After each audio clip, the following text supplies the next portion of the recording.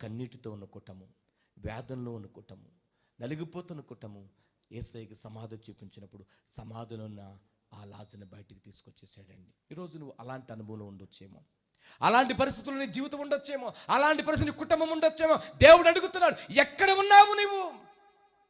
నీ కుటుంబం ఎక్కడుంది? నీ బిడ్డలు ఎక్కడున్నారు? నీ జీవితం ఎక్కడుంది అని అడుగుతుంటే నువ్వు చెప్పగలుగుతున్నావా? నువ్వు దేవునికి సరైన సమాధానం చెప్తే నువ్వు సరైన ప్రతిఫలం పొందుకుంటావు.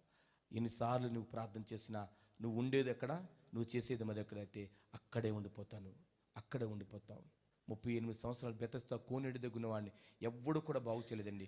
యేసు ప్రభువారు ఒక్కడ మాత్రం వచ్చి ఆయన తలెత్తించి వాడిని నడిపించాడు. ఈరోజు నిన్ను కూడా నువ్వు ఎక్కడ పడిపోయావో, ఎక్కడ నశించిపోతున్నావో, నీ బిడ్డలు ఎక్కడ దిగజారిపోతున్నారో, నీ కుటుంబం ఎక్కడ పడిపోయి సతమతలైపోతుందో ఆయనని క్షమించాలని చేతులు చేస్తున్నాడు, ఆయనని మన్నించాలని చేతులు చేస్తున్నాడు. ఆయన నీ మీదేటండి కనికరాన్ని చూపిస్తున్నారు.